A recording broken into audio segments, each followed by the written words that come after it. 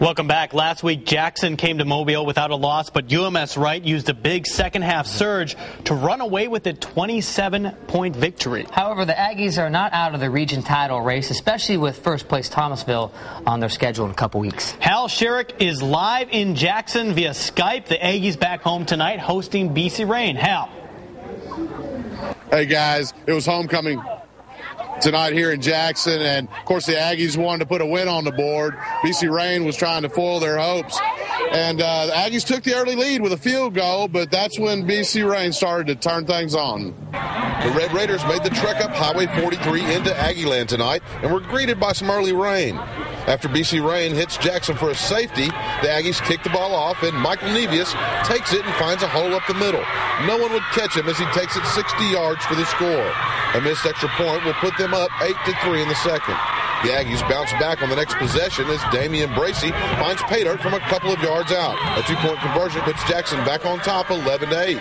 With only 2 seconds left in the half, Brian Bush goes to the air again, and this time finds Andrew Williams for a 48-yard touchdown strike. And the Raiders would leave the field up 14-11 at the half.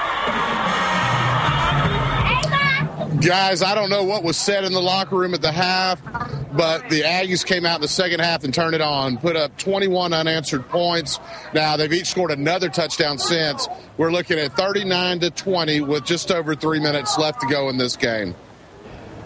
All right. Thanks a lot, Hal. BC Rain, you got to give them some credit, too. They look a lot better this season. I've watched them a few games. Really playing well, of course. Jackson coming out on top right now. Yeah. Hal, thanks a lot. Yeah, much improved team. BC Rain doing a good job.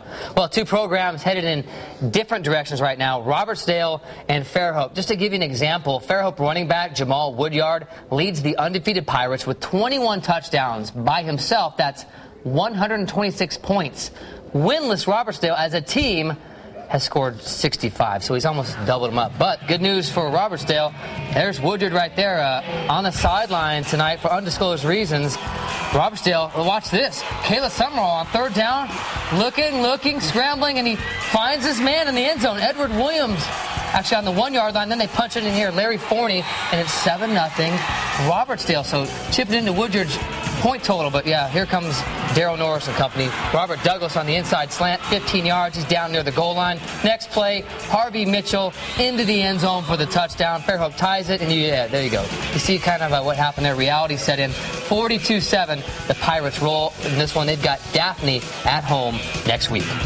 Let's go over to Daphne, where they're hosting Baldwin County. Trojan cheerleaders on the sideline. Second quarter action. Baldwin County showing some defense. Daphne quarterback Joseph Mosley with a dump pass to Timothy Yeldon, but Baldwin County's D not letting up. Next play, fourth down, and the Trojans go for it.